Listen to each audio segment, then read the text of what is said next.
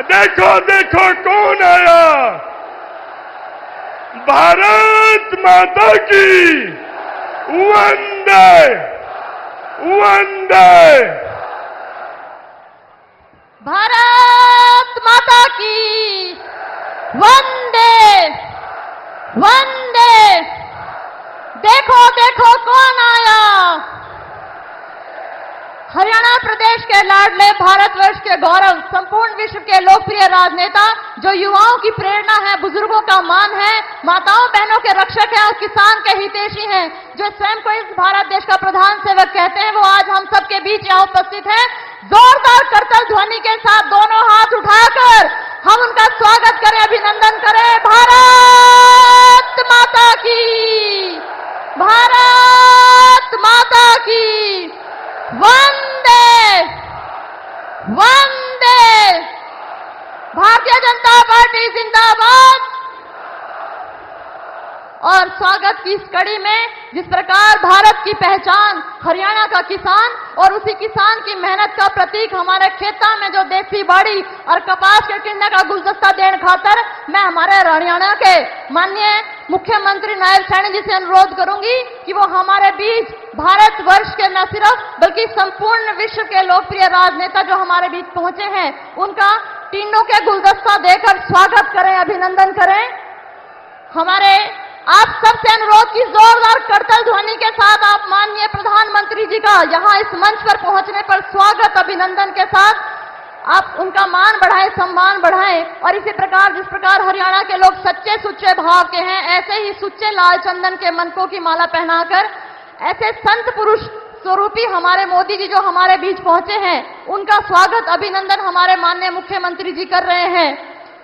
भारत माता की, भारत माता की। ये माला हमारे पड़ोस के गांव मंगाली में ही बनाई जाती है और भाई बिल्लू के हाथों से बनी हुई माला माननीय प्रधानमंत्री जी को भेंट की गई है। जित दूध दही का खाना और देसी खंड का पैर गिरकाना, ऐसे हरियाणा प्रदेश में पहुंचने पर हरियाणा की शान और सच्चे विश्वास का प्रतीक खंड का पहनाकर माननीय कुलदीप बिश्नोई जी और उनके साथ माननीय मुख्यमंत्री नायब सैनी जी माननीय प्रधानमंत्री जी को यह विश्वास दिला रहे हैं कि हरियाणा के इस खंडके का, इस पगड़ी का हम मान रखेंगे और हरियाणा प्रदेश में तीसरी बार भारतीय जनता पार्टी की सरकार पूर्ण बहुमत के साथ बनाएंगे। भारत माता की। इसी कड़ी में पूर्व काल में सरस्वती नदी के किनारे स्थापित भारत की सबसे प्राचीन सभ्यता एवं संस्कृति के प्रतीक हिसार के राखी गढ़ी रूपी पुरातत्व स्थल का स्मृति चिन्ह भेंट करने हेतु मैं आमंत्रित करती हूं हमारे माननीय प्रदेश अध्यक्ष मोहनलाल बड़ोली जी और उनके साथ हिसार के यशस्वी जिला अध्यक्ष भाई अशोक सैनी जी को आप दोनों ये स्मृति चिन्ह भेंट कर माननीय प्रधानमंत्री जी का यहां पहुंचने पर स्वागत करें, अभिनंदन करें। भारत माता की, भारत माता की। और स्वागत की इस कड़ी में मैं अनुरोध करूंगी, मैं सबसे पहले माननीय प्रधानमंत्री जी का आभार व्यक्त करूंगी जो इन्होंने इतने सरल स्वभाव के माननीय मुख्यमंत्री हमें दिए हैं, जो इस हरियाणा प्रदेश के बच्चे बच्चे को अपने परिवार का हिस्सा मानकर उसकी सेवा में लगे हैं। मैं अनुरोध करती हूं माननीय मुख्यमंत्री जी से वो आए और माननीय प्रधानमंत्री जी का मंच पे पहुंचने पर ये जो जन सैलाब माननीय प्रधानमंत्री जी के स्वागत के लिए उपस्थित है, उन सबको संबोधित करें माननीय मुख्यमंत्री जी।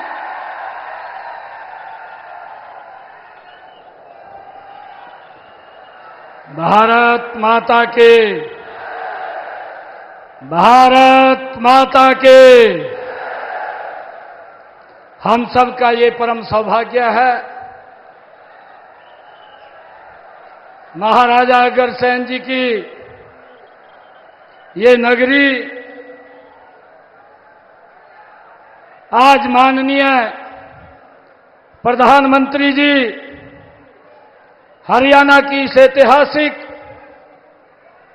पावन नगरी हिसार में आज पधारे हैं।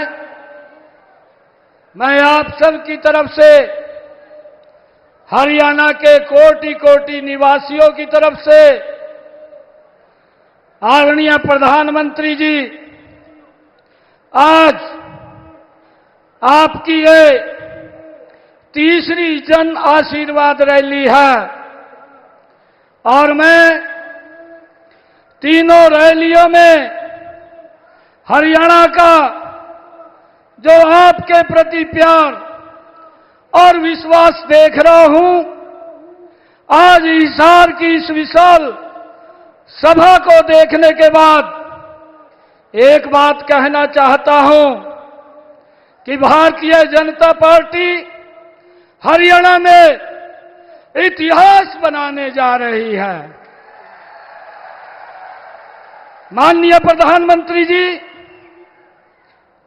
आज आप यहां पर पधारे, मैं पूरे हरियाणा की तरफ से आपका कोटि कोटि स्वागत और धन्यवाद करता हूं। आदरणीय प्रधानमंत्री जी, आपका जब भी हरियाणा का दौरा हुआ है, हरियाणा के लोगों ने आपका भरपूर आशीर्वाद दिया है और आपके मार्गदर्शन में हमारा हरियाणा एक जोश के साथ आगे बढ़ा है। माननीय प्रधानमंत्री जी, भारतीय जनता पार्टी ने अपना संकल्प पत्र जारी किया है और मैंने कहा था कि हमारे लिए यह संकल्प पत्र, यह घोषणा पत्र नहीं है, यह हमारे लिए एक भगवान का रूप है और भगवान हमारी हरियाणा की 2 करोड़ 80 लाख यहां के सम्मानित सदस्य हैं। माननीय प्रधानमंत्री जी, यहां मेरी माताएं बहनें बैठी हैं।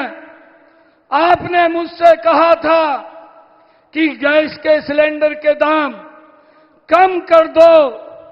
अगले दिन आपके दिशा निर्देश में यह फैसला लिया गया कि हरियाणा के महिलाओं को, बहनों को गैस का सिलेंडर 500 रुपए में उपलब्ध हो रहा है। आदरणीय प्रधानमंत्री जी, हमने अपने संकल्प पत्र में यह भी कहा है कि हम महिलाओं को 8 अक्टूबर के बाद आपके आशीर्वाद से 2100 रुपया पर मंथ देने का निर्णय भी हमने किया है। आदरणीय प्रधानमंत्री जी, इसी दौरान हमने पिछले दिनों में हरियाणा प्रदेश के जो HKRN के कर्मचारी लगभग 1,20,000 कर्मचारियों को पक्का करने का फैसला भी हमारी सरकार ने लिया है। आदरणीय प्रधानमंत्री जी, वही कर्मचारी जिन्हें कांग्रेस ने ठेकेदारी के नाम पर बंधुआ मजदूर बना रखा था, ना तनख्वाह पूरी मिलती थी, ना समय पर मिलती थी, मात्र 2,000 और 3,000 रुपए उन्हें मिलते थे।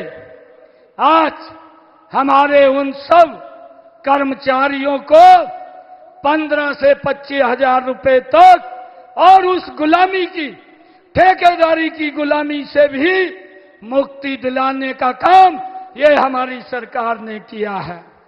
आदरणीय प्रधानमंत्री जी, एक और संकल्प हमने अपने सेना के अग्निवीरों के लिए भी लिया है। उन्हें पक्की सरकारी नौकरी देने का हरियाणा ने निर्णय किया है। एक भी अग्निवीर न फ्री नहीं रहेगा। हरियाणा सरकार में उसको सुरक्षित नौकरी देने का हमने संकल्प लिया है। आदरणीय प्रधानमंत्री जी, जिस विश्वास से हमारे संकल्प पत्र को पूरा करने का वादा कर रहा हूं, उस विश्वास की ताकत आपके रूप में आज हमारे बीच में बैठे हैं। बीजेपी जो कहती है वो पत्थर के ऊपर लकीर होती है, वो बात कटती नहीं है। और इसी गवाही है माननीय प्रधानमंत्री जी का संकल्प कि इस देश में राम मंदिर और धारा 370 जैसी आपके दृढ़ संकल्प से वो बना है, धारा 370 हटी है। जिस काम को पूरी दुनिया असंभव मान रही थी और जिस काम को कांग्रेस हमारा एजेंडा बता रही थी, माननीय प्रधानमंत्री जी ने आस्था और लक्ष्य मात्र 10 सालों में उसे जमीन पर उतारने का काम आदरणीय प्रधानमंत्री नरेंद्र मोदी जी ने किया है। आदरणीय प्रधानमंत्री जी, भारतीय जनता पार्टी का कोई भी संकल्प पत्र, चाहे वो 2014 का है, चाहे वो 2019 का है, उठा करके अगर देखते हैं, एक भी वायदा ऐसा नहीं जो पूरा ना किया हो। आपके दिशा निर्देश में हमारी यह डबल इंजन की सरकार ने एक एक वायदे को पूरा किया है। आदरणीय प्रधानमंत्री जी, कांग्रेस यहां वादे करती घूम रही है। आपने ठग देखे हैं, वो पहले एक जगह जाते हैं, लोगों को ठगते हैं, फिर वहां लोगों को समझ आ जाता है तो दूसरी जगह चले जाते हैं। आदरणीय प्रधानमंत्री जी, कांग्रेस ऐसे ही जगह जगह घूम रही है, लेकिन लोगों को, हमारे हरियाणा के लोगों को अब समझ आ गया है। राजस्थान, छत्तीसगढ़ ने तो उनको बाहर का रास्ता दिखाया है। हिमाचल, तेलंगाना और कर्नाटक कांग्रेस को चुन करके पछता रहे हैं। आदरणीय प्रधानमंत्री जी, आज आप हरियाणा में पधारे हैं। मैं पुनः हरियाणा के 2 करोड़ 80 लाख लोगों की तरफ से आपका यहां पधारने पर बहुत बहुत स्वागत करता हूं। और आपके आने से यह तीसरी बार जो आज आप यहां पधारे हैं, हरियाणा ने यह संकल्प ले लिया है कि अब की बार, तीसरी बार भारतीय जनता पार्टी की बड़े बहुमत के साथ सरकार बन रही है। मैं आपका पुनः यहां पधारने पर बहुत बहुत स्वागत और धन्यवाद करता हूं। इन्हीं शब्दों के साथ जय हिंद, जय भारत, जय भारत मां। माननीय मुख्यमंत्री जी का बहुत बहुत आभार, जो इतने विस्तार से उन्होंने हम सब कार्यकर्ताओं का मार्गदर्शन किया है। और अब जिनके लिए देश रक्षा परम पुण्यम, देश रक्षा परम व्रत है, इस भाव के साथ जिन्होंने अपना सर्वस्व मां भारती के श्री चरणों पर न्यौछावर कर दिया, हम सब सौभाग्यशाली हैं जो ऐसे संत पुरुष प्रधान सेवक की छत्र छाया में आनंद पूर्वक जीवन जी रहे हैं। मैं ईश्वर से प्रार्थना करती हूं कि आपके नेतृत्व में इस युग का, इस देश का विकास हो। इसी कामना के साथ मैं अनुरोध करती हूं हमारे माननीय प्रधानमंत्री आदरणीय नरेंद्र मोदी जी से कि वे आएं और अपनी ऊर्जा के संचार से हम सब कार्यकर्ताओं में, अपने परिवारजनों में एक नई ऊर्जा और इच्छा शक्ति का भाव भर दे। माननीय प्रधानमंत्री जी को जय श्री राम। भारत माता की।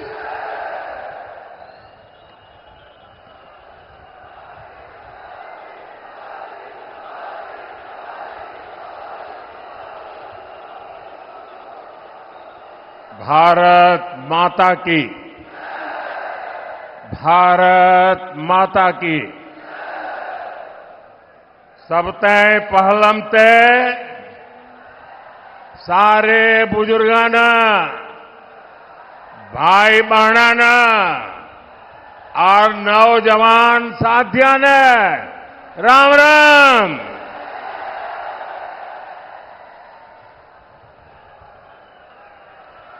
मैं सबसे पहले तो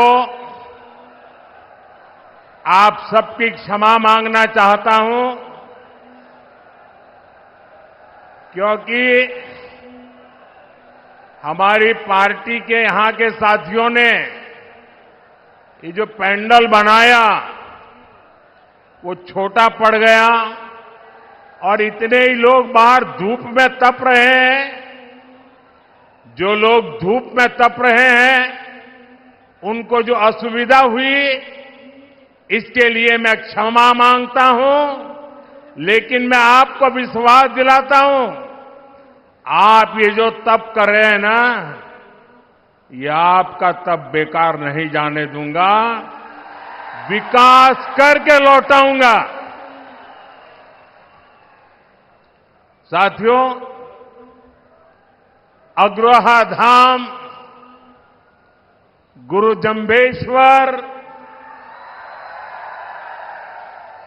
खाटू श्याम जी और माता भनभोरी ब्राह्मणी देवी को मैं सर झुका के प्रणाम करता हूं। ये राखी गढ़ी की धरती है।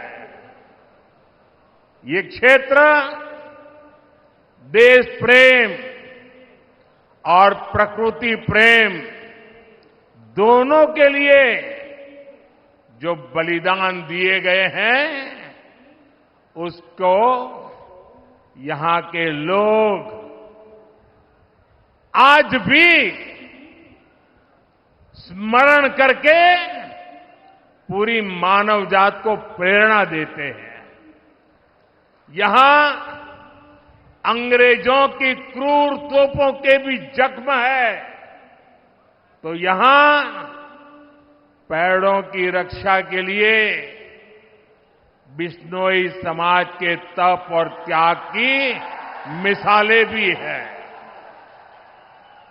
यहां के विकास में स्वर्गीय भजनलाल जी का भी बड़ा योगदान है, आज भी लोग याद करते हैं। और ये मेरा सौभाग्य रहा कि मुझे हरियाणा में काम करते हुए भजनलाल जी के काम को देखने का मौका मिला और चौधरी बंसीलाल जी के साथ काम करने का मौका मिला। और चौधरी बंसीलाल जी मुझे हमेशा कहते थे कि भाई देख, तेरा और मेरा विशेष नाता है। मैंने कहा क्या? और फिर वो मुझे महर्षि दयानंद जी के जीवन के विषय में बड़े भावुक होकर के बातें बताते थे। महर्षि दयानंद सरस्वती जी गुजरात में पैदा हुए, लेकिन जितनी जानकारियां मुझे नहीं थी, उससे ज्यादा जानकारियां महर्षि दयानंद जी के विषय में चौधरी बंसीलाल जी से मैं सुना करता था और वो कहते कहते भावुक हो जाते थे।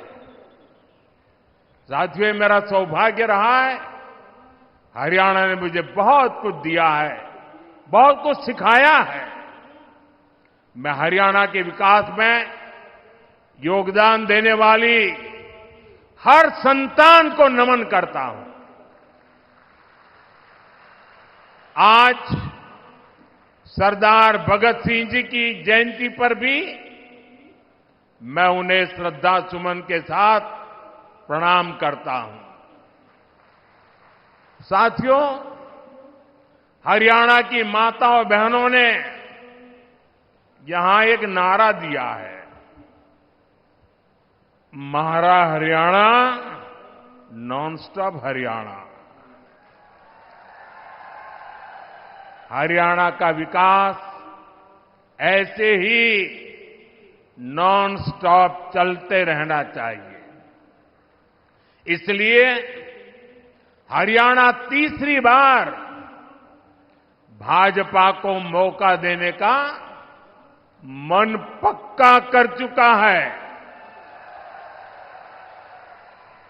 चारों तरफ से आवाज आ रही है, भरोसा दिल से, भाजपा फिर से, भरोसा दिल से, भरोसा दिल से। साथियों, जैसे जैसे वोटिंग की तारीख नजदीक आ रही है, कांग्रेस पस्त पड़ती जा रही है। कांग्रेस के नेता अब कहने लगे हैं कि हरियाणा में भी वही हाल होगा जो कांग्रेस का मध्य प्रदेश में हुआ था। एमपी और राजस्थान में पिछले चुनाव में इन्होंने झूठ का गुब्बारा खूब फुलाया, खूब फुलाया। लेकिन जनता ने वोट की चोट देकर के उस गब्बारे की हवा निकाल दी। अब हरियाणा में भी यही होने जा रहा है। साथियों, कांग्रेस का ये हाल इसलिए होता है क्योंकि कांग्रेस देश की सबसे धोखेबाज और बेईमान पार्टी है। आप पड़ोस में देख लीजिए, हिमाचल में क्या हाल करके रखा है। चुनाव के दौरान हिमाचल की जनता को इन्होंने क्या क्या झूठ बोला, आप कल्पना नहीं कर सकते।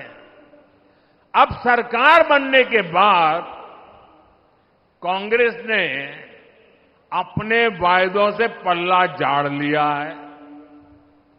जनता कांग्रेस से कह रही है, क्या हुआ तेरा वादा?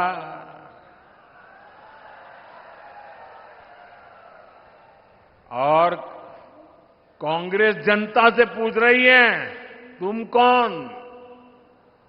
दिल्ली के शाही परिवार ने झूठ बोलकर हिमाचल के लोगों को फंसा दिया। आज हिमाचल में कर्मचारियों को उनकी सैलरी और डीए देने तक इनके पास बजट नहीं है। साथियों, जहां कांग्रेस होती है वहां कभी भी स्थिरता नहीं आ सकती।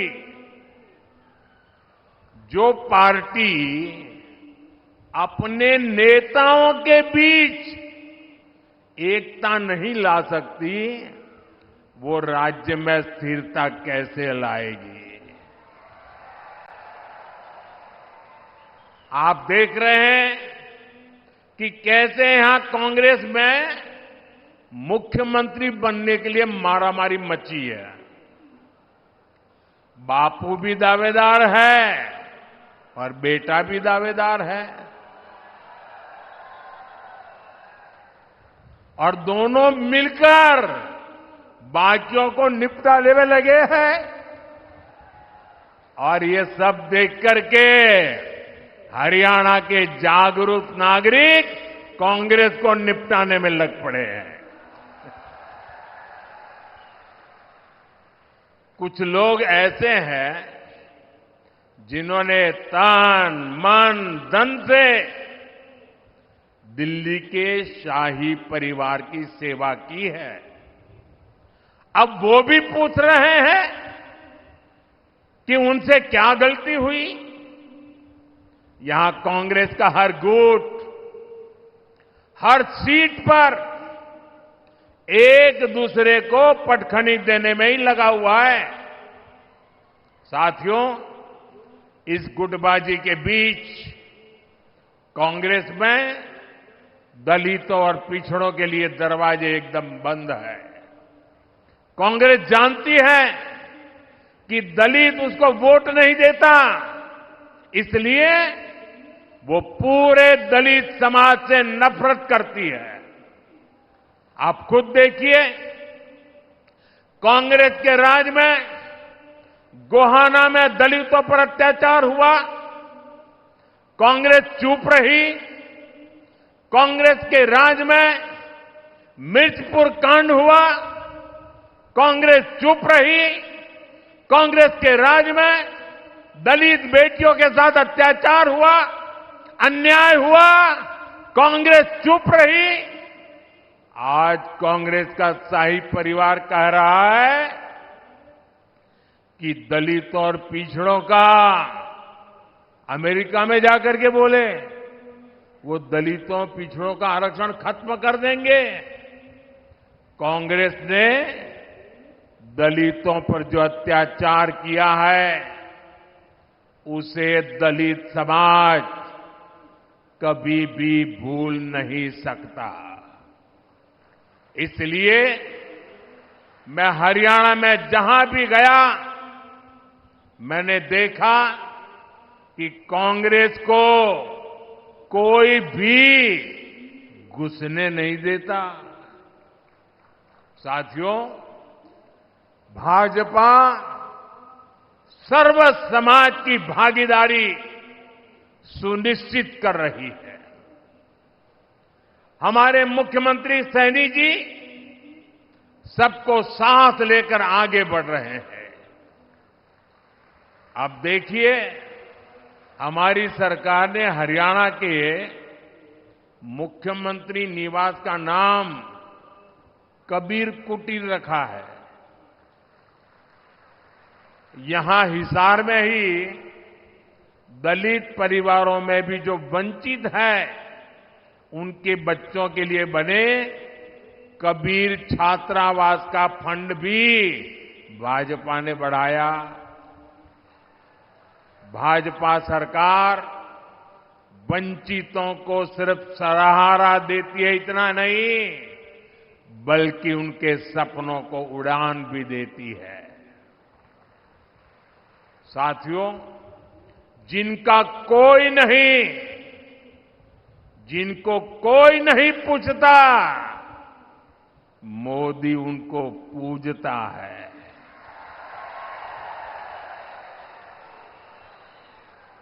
आज मुद्रा योजना से हरियाणा के लाखों लोगों को बिना गारंटी के लोन मिले हैं। ये गरीब, दलित, पिछड़े, आदिवासी परिवारों के लोग हैं। मोदी ने रेहड़ी, ठेले, पटरी पर काम करने वाले अपने भाई बहन का भी ध्यान रखा है। ये कोई धन्ना सेठ नहीं है, ये गांव, गरीब, दलित, पिछड़े परिवारों के मेरे भाई बहन हैं। कांग्रेस ने इनको कभी नहीं पूछा। इनकी गारंटी भी आपके इस बेटे ने ही ले ली है। बैंक में अब उनको गारंटी नहीं देनी पड़ती, गारंटी मोदी देता है।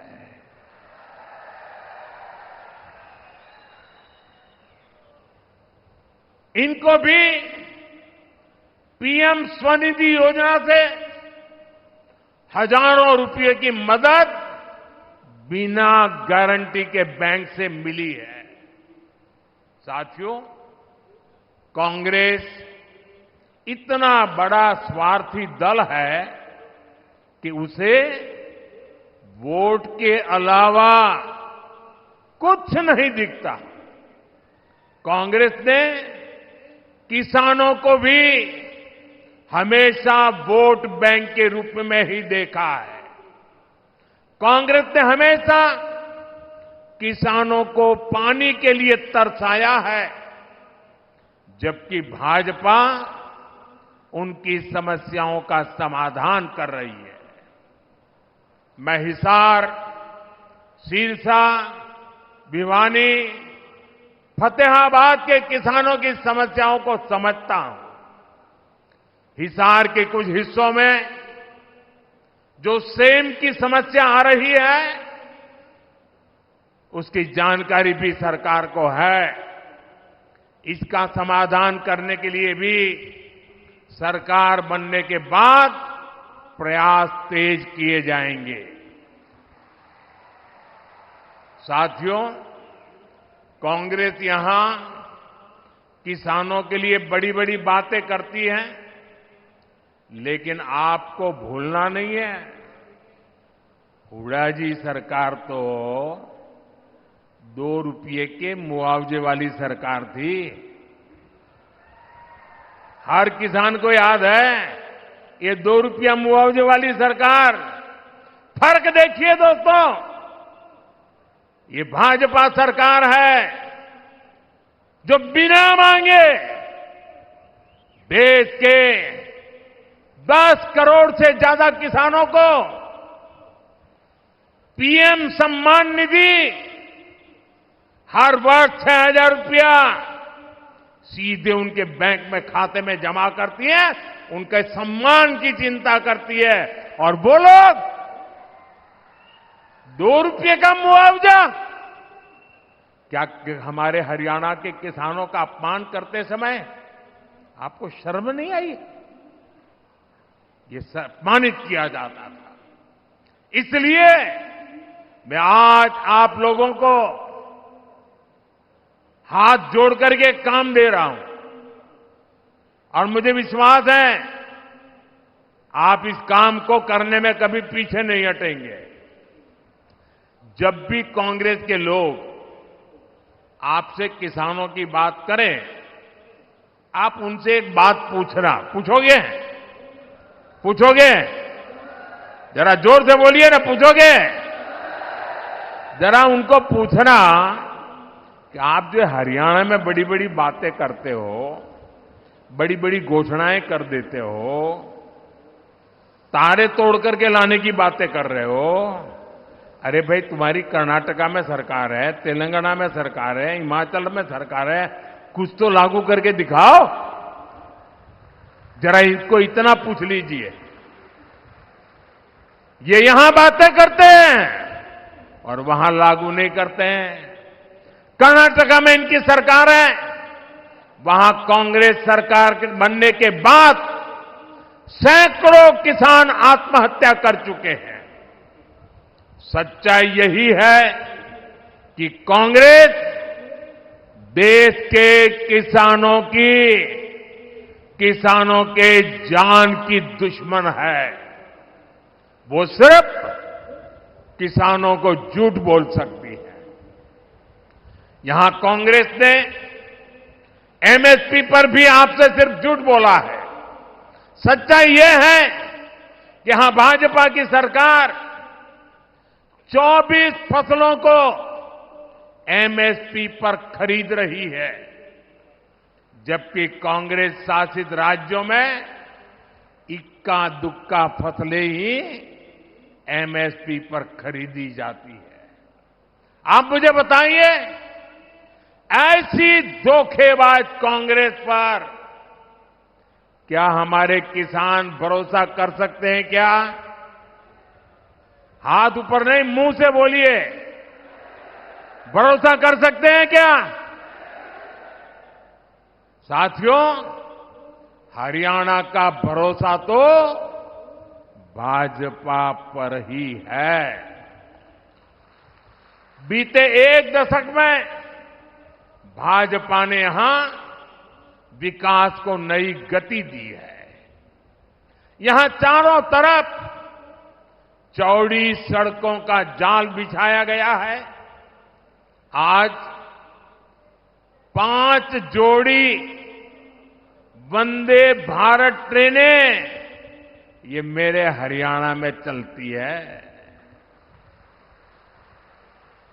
हिसार से रोहतक जाने के लिए हंसी हिसार रोहतक लेन लाइन शुरू कर दी गई है। इससे हिसार से रोहतक पहुंचने के लिए समय आधा हो गया है। साथियों, ये क्षेत्र अब एक बड़ा व्यापारिक केंद्र बनने की तरफ कदम बढ़ा चुका है।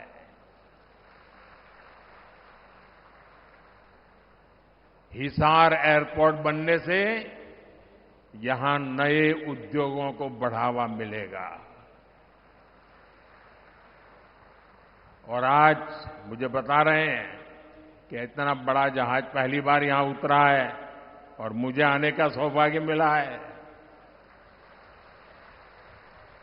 और भाजपा सरकार बनने के तुरंत बहुत ही कम दिनों में इसका कॉमर्शियल कामकाज भी शुरू हो जाएगा दोस्तों। और इसका फायदा व्यापार उद्योग के साथ साथ यहां के किसानों को भी होने वाला है। अब किसानों की उपज आसानी से कम समय में विदेश निर्यात कर पाना संभव हो पाएगा। और आज हिंदुस्तान के किसानों के द्वारा पैदावार की गई चीजें दुनिया के बाजार में गर्व से बिक रही है। इससे व्यापारियों को, दुकानदारों को, किसानों को, हर किसी को फायदा होने वाला है। हमारा प्रयास यही है कि यहां नए उद्योग लगे। हम चाहते हैं यहां दुनिया भर से निवेशक आए ताकि युवाओं को ज्यादा से ज्यादा रोजगार मिले। साथियों, कांग्रेस ने यहां के युवाओं पर भी दोहरा वार किया है।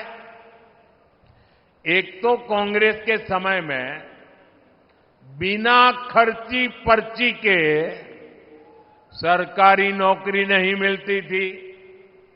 दूसरा, घूस देने के लिए गरीब को खेत तक बेचने पड़ते थे। भाजपा ने बिना खर्ची पर्ची नौकरियां दी और यही बात कांग्रेस को अखर गई है।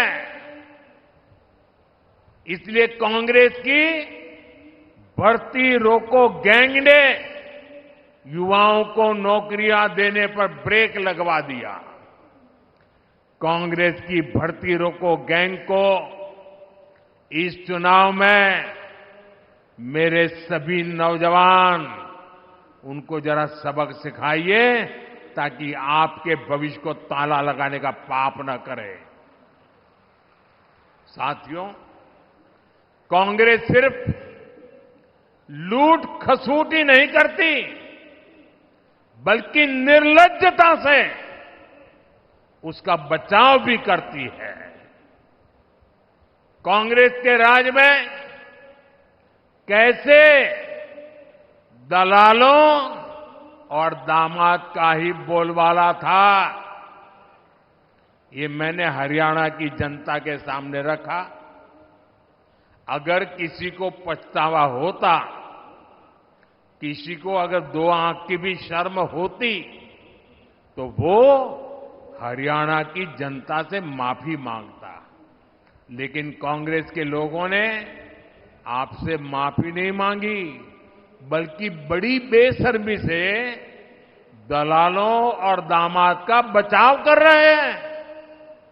कांग्रेस के इस रवैये से नाराज होकर अब हरियाणा की जनता कांग्रेस के विरुद्ध खड़ी हो गई है।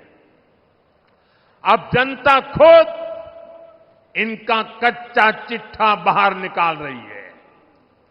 आप भी देख रहे हैं कैसे हर रोज इनके समय के घोटालों के नए नए कागज सामने निकल करके आ रहे हैं।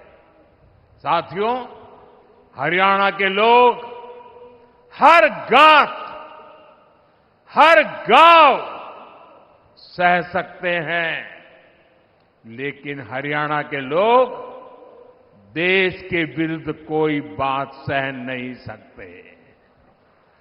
हरियाणा के लोग कट्टर देशभक्त है।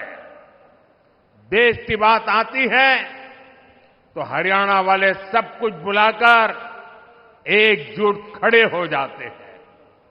इसलिए कांग्रेस का असली चेहरा भी आपको याद रखना है। आज की कांग्रेस अर्बन नक्सलियों के चंगुल में है। मैं कोई ढकी छुपी बात नहीं कर रहा। कांग्रेस के नेता विदेश जाते हैं तो किससे मिलते हैं? ये उन लोगों से मिलते हैं जो भारत के दुश्मनों की भाषा बोलते हैं। कांग्रेस के इंटरनेशनल पार्टनर वो लोग हैं जो दुनिया भर में भारत को बदनाम करने में जुटे हैं।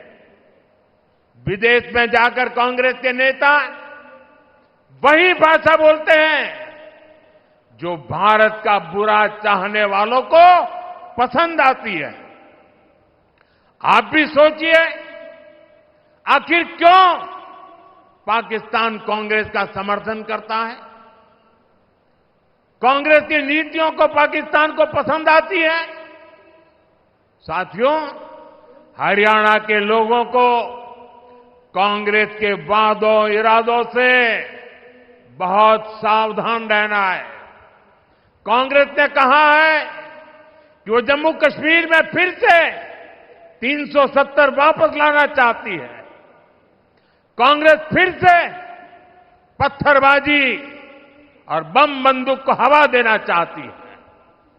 जिन पत्थरबाजों ने हरियाणा के बेटे, फौजी बेटे जो वहां ड्यूटी कर रहे थे, वहां के पत्थरबाजों ने उनको लहूलुहान कर दिया। अब कांग्रेस ऐसे लोगों को रिहा कराना चाहती है। अब बताइए, ये अर्बन नक्सली कांग्रेस किसके साथ है? ऐसी कांग्रेस को हरियाणा का किसान, हरियाणा का नौजवान और हरियाणा की माताएं बहनें क्यों पसंद करेगी, क्यों वोट देंगी? साथियों, आज 28 सितंबर है। मैं आपको याद कराता हूं, 28 सितंबर की रात को ही हमने सर्जिकल स्ट्राइक की हुई थी। भारत ने आतंक के आकाओं को बता दिया था कि भारत अब घर में घुसकर मारता है। और कांग्रेस ने क्या किया था? कांग्रेस ने हमारी सेना से सर्जिकल स्ट्राइक के सबूत मांगे थे। यही कांग्रेस है जिसने हमारे सेनाध्यक्ष तक को गली का गुंडा कहा था। कांग्रेस ने हमारी सेना के बजाय दुश्मनों के झूठ पर विश्वास किया। क्या देशभक्त हरियाणा के लोग ऐसी कांग्रेस को बर्दाश्त करेंगे? साथियों, यही कांग्रेस है जिसने दशकों तक हमारे फौजी परिवारों को 1 रैंक 1 पेंशन नहीं दी। कांग्रेस सिर्फ 500 करोड़ रुपए दिखाकर झूठ बोलती थी कि 1 रैंक 1 पेंशन लागू करेगी। मैंने हरियाणा के रेवाड़ी से अपने सभी फौजी परिवारों को गारंटी दी थी कि प्रधानमंत्री बनते ही ओआरओपी लागू करूंगा। हमारी सरकार ओआरओपी 1 रैंक 1 पेंशन के 1,20,000 करोड़ रुपए से ज्यादा पूर्व फौजियों को दे चुकी है। यहां हरियाणा के 1.5 लाख पूर्व सैनिकों को भी 10,000 करोड़ रुपए से ज्यादा पैसे उनके खाते में जमा हो चुके हैं। 1 रैंक 1 पेंशन ओआरओपी उदाहरण है कि कांग्रेस कभी फौजियों का भला नहीं सोच सकती। साथियों, भारत में आज अगर सबसे बड़ा सांप्रदायिक दल कोई है तो वो सांप्रदायिक दल भी कांग्रेस पार्टी है। कांग्रेस की सांप्रदायिकता की सजा हरियाणा भी भुगत रहा है। कांग्रेस तुष्टीकरण के लिए ऐसी मानसिकता को बढ़ावा दे रही है जिससे हमारी बहन बेटियों पर हमले हो रहे हैं।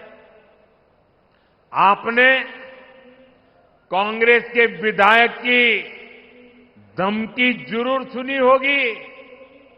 वो कहता है कि कांग्रेस जीती तो लोगों को अपना घर-बार छोड़ना होगा। अभी ये आलम है, सत्ता तो मिली नहीं है, मिलने की संभावनाएं नहीं है, लेकिन जनता को पर जुल्म करने की बातें कर रहे हैं। अगर ऐसे लोगों को सत्ता मिल गई तो क्या होगा, ये सोच करके भी रोंगटे खड़े हो जाते हैं। इसलिए हरियाणा के हर वोटर से मैं कहूंगा कि जब भी वोट डालने जाना तो ऐसी धमकियों को जरूर याद रखना। साथियों, हरियाणा की जनता और हरियाणा भाजपा के कार्यकर्ता एक साथ मिलकर विकास को नई गति देने के लिए तैयार है।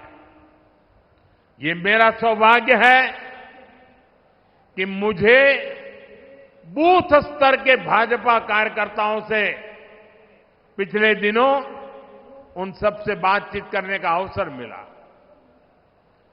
2 दिन पहले अनेक साथियों से मेरी चर्चा हुई। उनका आत्मविश्वास देखकर मेरा विश्वास और ज्यादा बढ़ गया है। मैं हरियाणा के सभी भाजपा कार्यकर्ताओं से भी कहूंगा, हरियाणा हांगे का प्रदेश है, पूरा हांगा ला दियो।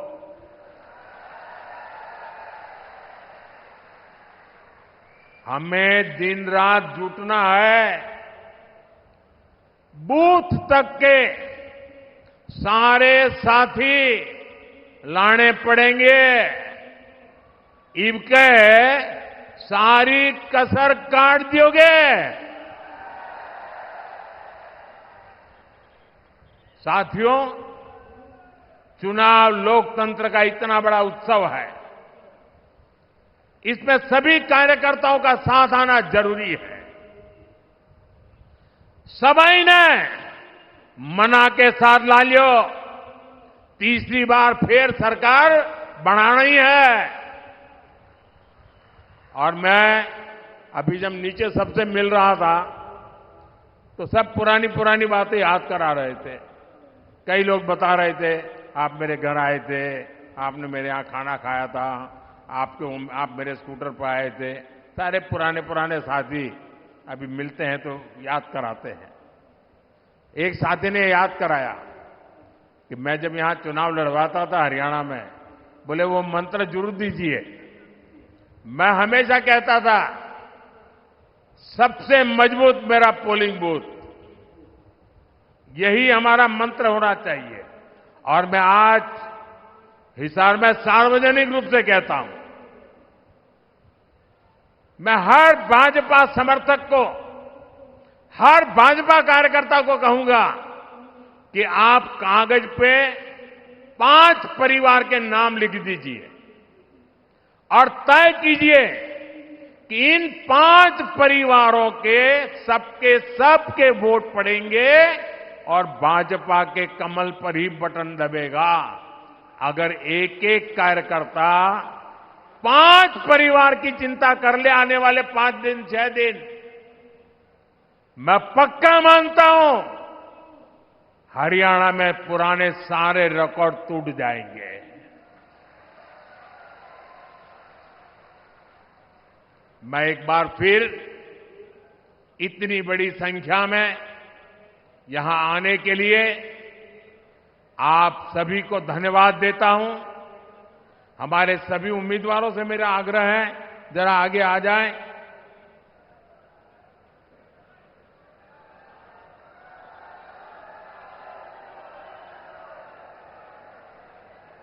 आप सबके आशीर्वाद उनको मिले, ये प्रार्थना करने के लिए मैं आया हूं।